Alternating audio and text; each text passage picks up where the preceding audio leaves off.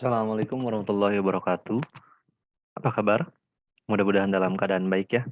Terima kasih sudah mau bergabung dalam aktivitas belajar mengajar sejarah Indonesia di kelas 10 yang semester pertama ini. Baik, pada pertemuan kali ini kita akan melanjutkan pembahasan yang sama tentang masa praaksara di Indonesia. Nah, jika di pertemuan yang lalu kita sudah membahas tentang asal-usul nenek moyang bangsa Indonesia, maka pada pertemuan kali ini kita akan membahas tentang bagaimana corak kehidupan dari manusia praaksara, termasuk bagaimana corak kehidupan nenek moyang bangsa Indonesia di zaman praaksara tersebut. Nah, langsung saja kita masuk ke materi ya. Yang pertama itu tentang corak kehidupan manusia praaksara. Di antaranya yang akan kita bahas itu adalah yang pertama pola hunian. Bagaimana sih ya pola hunian masyarakat zaman praaksara tersebut? Di mana biasanya mereka tinggal dan bagaimana mereka menentukan suatu tempat itu layak untuk menjadikan tempat mereka tinggal atau tidak? Lalu yang kedua, kita akan membahas bagaimana corak kehidupan mereka di masa itu. Jika kita melihat kehidupan masa sekarang kan kita sudah mengenal yang namanya konsep bekerja, baik bekerja di kantor, bekerja atau berjualan, lalu kita mengenal konsep sekolah, kita mengenal konsep rekreasi dan sebagainya dan sebagainya. Lalu bagaimana corak kehidupan masa praaksara tersebut? Konsep-konsep apa saja yang mereka kenal di masa itu? Apakah mereka mengenal yang namanya konsep sekolah? Apakah mereka mengenal konsep bekerja dan mendapatkan penghasilan atau gaji? Apakah mereka mengenal yang namanya konsep rekreasi dan sebagainya? Nah, kita akan membahas itu sekarang. Nah, yang corak kehidupan masa praaksara yang kita bahas itu adalah corak kehidupan pada masa berburu dan meramu. Apa saja ciri-ciri dari kehidupan masa berburu dan meramu tersebut? Bagaimana peninggalan-peninggalannya?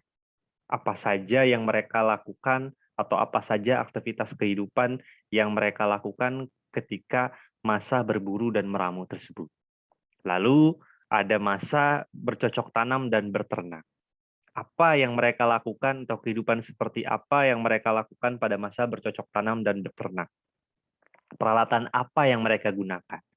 Apakah mereka sudah mengenal peralatan yang namanya laptop, ataukah belum pada masa bercocok tanam dan berternak ini? Apakah mereka sudah mengenal yang namanya internet dan sebagainya, kita akan bahas tersebut.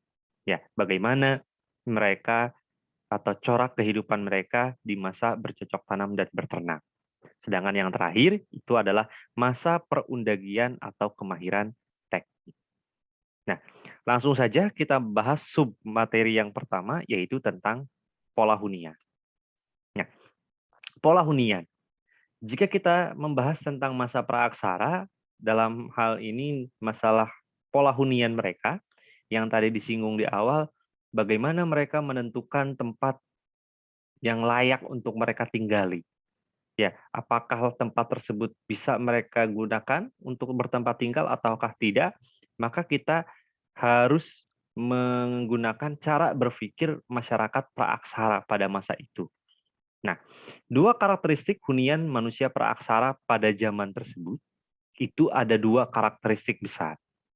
Ya, yang pertama, hunian manusia praaksara itu, ya, pada masa itu, manusia praaksara berpikir bagaimana hunian yang ideal itu adalah yang pertama, yang dekat dengan sumber air.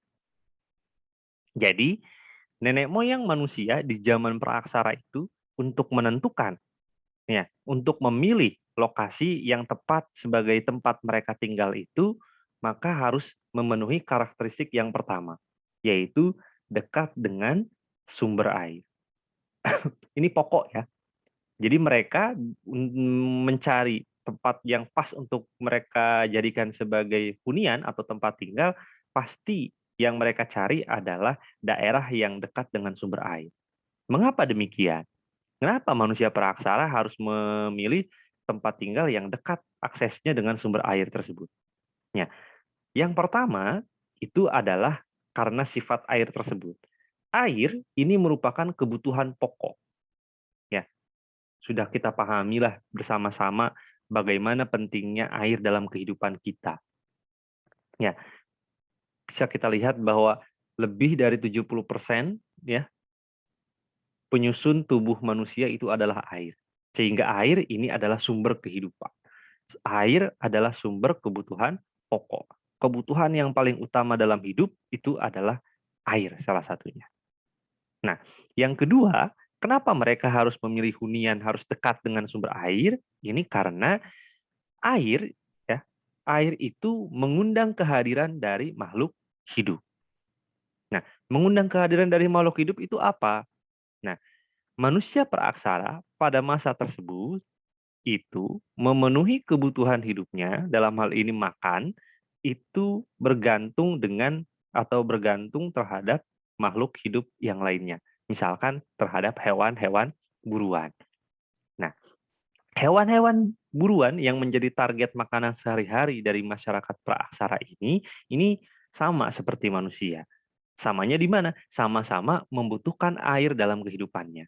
Sehingga dalam aktivitas hewan-hewan buruan tersebut, sehari-hari mereka akan datang ke sumber air untuk memenuhi kebutuhannya akan air tersebut. Sehingga manusia praaksara sengaja memilih tempat tinggal dekat dengan air supaya mereka dekat dengan sumber makanan mereka, yaitu hewan-hewan tersebut. Ya, samalah seperti masyarakat modern sekarang. Kita memilih tempat tinggal yang dekat dengan akses kebutuhan pokok, misalnya pasar. Misalnya, kita mencari rumah yang dekat dengan warung, supaya kalau kita ingin memenuhi kebutuhan kita yang kita butuhkan di rumah, maka kita akan mendapatkannya dengan mudah. Karena kalau rumah kita dekat dengan warung, dekat dengan pasar, aksesnya itu lebih cepat. Nah, begitu pula dengan masyarakat praaksara.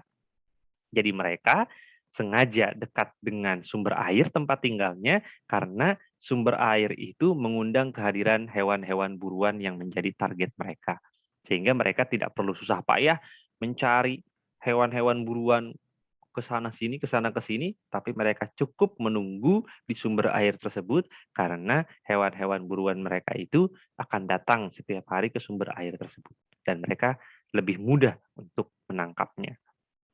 Lalu yang ketiga, kenapa mereka harus memilih hunian dekat dengan sumber air? Karena sumber air tersebut penting dan bermanfaat dalam menjuburkan tanaman. Jadi seiring berjalannya waktu nanti ya ketika masyarakat praaksara sudah mengenal yang namanya konsep bercocok tanam, mereka mulai mengetahui fungsi air yang lebih baik. Di antaranya yaitu untuk mengairi perkebunan-perkebunan mereka, ladang-ladang mereka. Sehingga mereka sangat sangat membutuhkan keberadaan air yang lebih dekat dengan tempat tinggal mereka untuk mengairi kebun-kebun mereka. Lalu yang keempat atau yang terakhir, kenapa hunian manusia praksara harus dekat dengan air? Karena untuk menunjang mobilitas. Mobilitas ini pergerakan. Jadi kalau mereka ingin pergi ke sana kemari, kalau dekat dengan air, mereka enak tinggal menggunakan sampan atau perahu. Dan karakteristik yang kedua, kenapa harus memilih, kenapa harus menentukan pola hunian itu yang seperti apa? Mereka itu harus memiliki hunian yang berada di alam yang terbuka, tidak tertutup. Nah, kemudian bagaimana proses tahapan-tahapan kehidupan manusia praaksara tersebut? Ya. Nah, itu tadi kita sudah membahas tentang pola hunian. Yang sekarang akan kita bahas ini tahapan-tahapan kehidupan manusia praaksara. Ketika manusia praaksara mulai muncul di bumi ini, ya, tadi Bapak singgung di depan, apakah mereka sudah mulai mengenal yang namanya konsep sekolah, konsep bekerja dan berpenghasilan dan sebagainya? Ternyata masyarakat praaksara dalam tahap perkembangan awalnya itu masih sangat sederhana. tidak mengenal mereka konsep-konsep yang rumit seperti masyarakat modern. Mereka hanya mengenal konsep bertahan hidup. Bagaimana caranya mereka hari ini bisa bertahan hidup sampai hari esok. Lalu mereka akan berpikir bagaimana caranya supaya besok bisa hidup dan bisa bertahan lagi lusa. Terus seperti itu. Yang mereka pikirkan sehari-hari itu hanya bagaimana caranya supaya mereka tetap bisa mempertahankan kehidupan mereka. Ini tahap awalnya. Jadi ketika perkembangan manusia praaksara, pemikiran mereka itu masih sangat sederhana. Tujuan hidup mereka masih sangat sederhana. Nggak macam-macam, nggak neko-neko seperti masyarakat modern sekarang. Kalau masyarakat modern sekarang kan tujuan hidupnya bermacam-macam ya. Ada yang ingin sekolah kemudian mendapatkan pekerjaan yang nyaman, ada yang ingin sekolah kemudian berwira swasta, ada yang ingin sekolah dan kemudian menjadi presiden, jadi anggota dewan dan sebagainya dan sebagainya. Tapi pada awal kehidupan manusia praaksara, zaman dulu ketika manusia pertama kali ada di muka bumi, yang menjadi cita-cita tujuan hidup mereka itu masih sangat sederhana. Cita-citanya tadi yang disebutkan, yaitu hanya ingin bertahan hidup sampai esok. Nanti esok ingin bertahan hidup sampai lusa, dan sebagainya, dan sebagainya. Sehingga pada masa tersebut, ya, corak kehidupan mereka itu disebut sebagai corak kehidupan masa berburu dan berpindah-pindah atau nomaden. Nah, bagaimana ciri-ciri manusia di masa kehidupan berburu dan nomaden ini? Ya, ciri-ciri yang pertama itu mereka masih bergantung kepada alam. Dalam artian mereka dalam kehidupannya sangat menggantungkan kehidupannya pada alam. Ya, pada alam, sangat tergantung. Ya, kalau zaman sekarang kan ya, mau musim panas atau mau musim kemarau yang namanya beras di rumah tetap ada. Ya, kita tidak tergantung dengan alam. Mau mau lagi musim pacaklik dan sebagainya, beras tetap ada. Seperti itu. Ya, tapi di zaman dulu ya, mereka masih bergantung kepada alam. Ketika mereka lapar, mereka sangat bergantung pada ketersediaan makanan yang ada di alam. Buah-buahan, misalkan. Mereka sangat bergantung terhadap buah-buahan yang disediakan oleh alam. Begitu pula dengan hewan buruan. Mereka sangat tergantung. Ya, mereka sangat bergantung. Kalau alam menyediakan pepohonan dengan buah-buahan yang banyak, ya mereka makan itu. Ya, mereka makan. Jika habis di satu tempat, ya, maka mereka akan pindah mencari lagi daerah yang kaya akan buah-buahan. Jika di satu tempat misalnya banyak sekali hewan buruan, dia akan tinggal di situ. Tapi jika misalkan hewan buruannya sudah habis di daerah itu, mereka akan pindah ke tempat yang masih banyak menyediakan hewan-hewan buruan. Jadi itu maksud dari masih bergantung kepada alam. Lalu yang kedua, makanan yang diperoleh itu dengan cara berburu. Tadi yang Bapak katakan. Ya, kalau zaman sekarang kita ingin makan ayam cukup membelinya ke pasar atau ke warung. Tapi zaman dulu, zaman masa berburu dan berpindah-pindah atau nomaden ini, jika masyarakat praaksara itu ingin makan ayam di masa berburu ini, maka mereka harus menangkapnya di hutan. Mereka belum berkepikiran untuk mengembangbiakannya. Karena cara berpikir mereka masih sederhana. Tingkat kecerdasannya belum mencapai kecerdasan seperti masyarakat modern ini. Lalu yang ketiga, mereka memiliki ciri-ciri hidup yaitu mengumpulkan buah dan umbi-umbian. Tadi yang Bapak sebutkan, tergantung kepada alam. Ya, jika pohon berbuah, mereka ambil dan kemudian konsumsi. Atau mereka mencari di semak-semak ya, umbi-umbian buah-buahannya itu ya, untuk mereka makan. Mereka belum mengenal caranya bagaimana membudidayakan umbi-umbian tersebut. Belum. Yang keempat, mereka hidup dalam kelompok kecil. Ya, jadi hidup dalam kelompok-kelompok kecil, bukan kelompok-kelompok besar seperti sekarang. Kalau misalkan kita kan hidup dalam kelompok besar, misalkan kampung, kampung A, maka kita hidup dengan masyarakat di kampung tersebut banyak kan. Tapi zaman berburu dan meramu atau nomaden ini, mereka hidup dalam kelompok-kelompok kecil saja. Lalu yang kelima, tempat tinggalnya atau huniannya itu adalah di tepi sungai atau pantai. Kenapa? Tadi sudah Bapak singgung. Kenapa mereka harus tinggal di dekat dengan sumber air?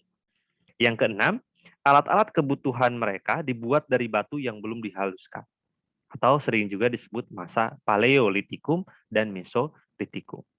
Nah, maksud alat-alat kebutuhan ini, maksudnya itu adalah alat-alat penunjang kehidupan mereka. Alat-alat yang membantu mereka hidup. Kalau zaman sekarang, alat kebutuhan hidup kita itu kan kompleks. Ya, maksud dari kompleks itu apa? Hidup kita sekarang butuh sepeda. Hidup kita sekarang butuh motor untuk menunjang kehidupan kita. Misalkan untuk berangkat sekolah, untuk berangkat kerja. Contohnya lagi, misalkan kita butuh setrikaan. Ya, untuk merapikan baju kita sebelum kita berangkat ke sekolah atau berangkat kerja. Itu alat kebutuhan. Nah, di masa berburu dan meramu, alat kebutuhan hidup mereka itu masih sederhana. Karena tadi disinggung di awal, mereka itu tujuannya hanya bertahan hidup. Hanya ingin bertahan hidup supaya besok tidak mati kelaparan. Maka untuk mendapatkan makanan yang mereka gunakan untuk bertahan hidup, mereka membutuhkan alat yang mereka gunakan untuk berburu atau mengumpulkan makanan itu. Nah, sehingga alat-alat kebutuhan mereka itu seperti apa? Alat-alat kebutuhan mereka itu terbuat dari batu dan belum dihaluskan. Sebagai contoh, misalkan bisa kalian lihat di gambar sini. Ini ada gambar kapak perimbas, lalu ada gambar flex, lalu ada gambar pebble atau kapak genggam Sumatera. Lalu ada kalian lihat alat dari tulang belulang ya, dari binatang yang sudah mati. Mungkin masyarakat modern sekarang menganggap bahwa batu-batuan ini ya batu-batuan yang tidak bernilai, Pak, tidak ada manfaatnya dalam kehidupan kita sekarang. Kita apa namanya? Banyak menemukan barang-barang sekarang yang seperti ini dan itu tidak bernilai dan bukan alat yang kita gunakan dalam kehidupan sekarang ini. Tapi jangan salah, alat-alat yang kita anggap sekarang sederhana ini, di masa lalu, di zaman praaksara ini adalah alat yang sangat penting untuk membantu kehidupan mereka. Ya, misalkan flex ini digunakan untuk membunuh atau untuk berburu dan menguliti binatang hasil buruan mereka. Ya, untuk mengkonsumsi binatang hasil buruan mereka, mereka harus memisahkan kulit dengan dagingnya. Bagaimana caranya untuk memisahkan kulit dengan daging? Manusia modern bisa menggunakan pisau atau golok. Tapi zaman dulu, karena mereka belum mampu menciptakan pisau dan golok, mereka menggunakan bantuan dari batu yang seperti ini, yang ditajamkan, tapi belum halus. Lalu ada kapak perimbas, lalu ada kapak genggam yang mereka gunakan untuk menggali umbi-umbian. Nah ini, saking sederhananya, ya, mereka belum mampu berpikir macam-macam. Mereka hanya mampu untuk berpikir bagaimana caranya bertahan hidup. Dan untuk bertahan hidup itu, mereka membutuhkan alat untuk mendapatkan hasil kebutuhan mereka. Dalam hal ini buah-buahan maupun hewan buruan. Dan inilah alat kehidupan mereka. Masih sederhana. Lalu, yang kedua itu adalah masa bercocok tanam dan hidup menetap. Jadi, manusia praaksara itu hidup di masa berburu dan meramu itu sangat lama. Sifatnya evolusi atau perubahan yang sangat lama. Ya.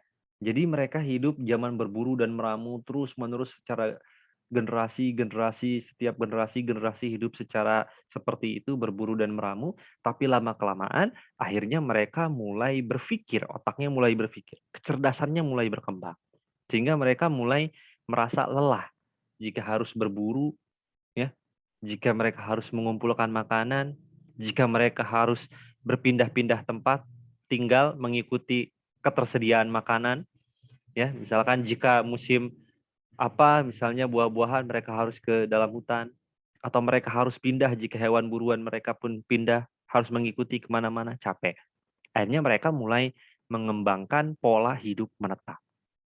Nah, apa ciri-ciri masa bercocok tanam dan hidup menetap?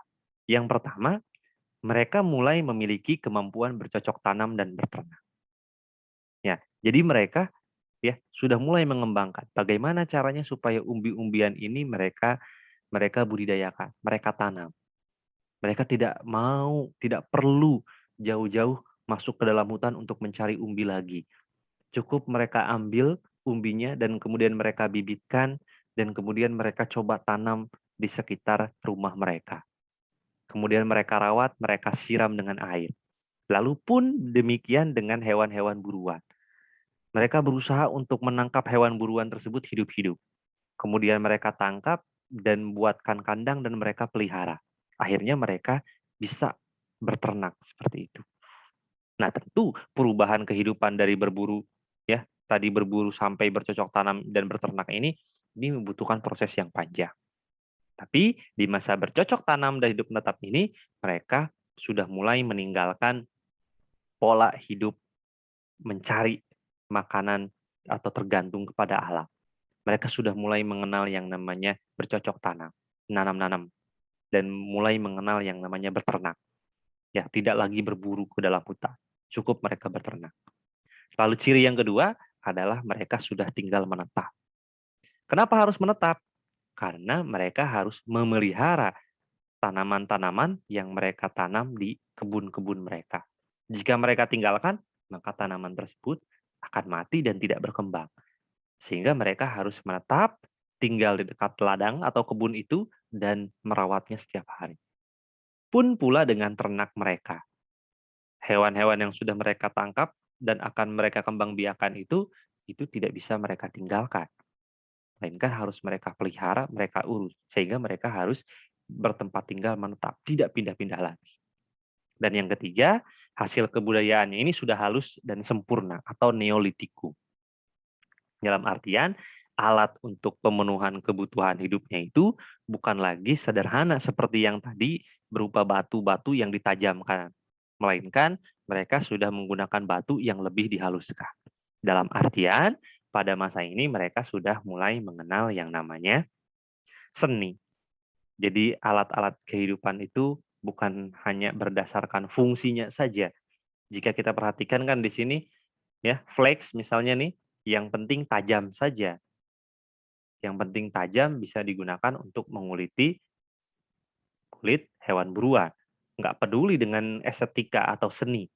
Lah bodo amat mau bentuknya seperti apa, yang penting fungsinya seperti itu. Tapi di masa bercocok tanam ya, alat-alat yang mereka gunakan itu bukan hanya berkonsep fungsionalitas atau fungsinya, tapi mereka sudah mulai mengenal yang namanya apa estetika atau seni. Jadi benda-benda yang mereka gunakan ini sudah mulai mereka haluskan. Seperti itu. Nah, kemudian masa perundagian atau kemahiran teknik. Nah, pada masa ini ya, mereka mulai melakukan revolusi kebudayaan. Ya, mereka mulai meningkat lagi ke taraf kehidupan yang lebih yang lebih maju jika dibandingkan masa bercocok tanam dan berternak. Nah, bagaimana ciri-ciri dan karakteristik kehidupan masyarakat praaksara masa perundagian?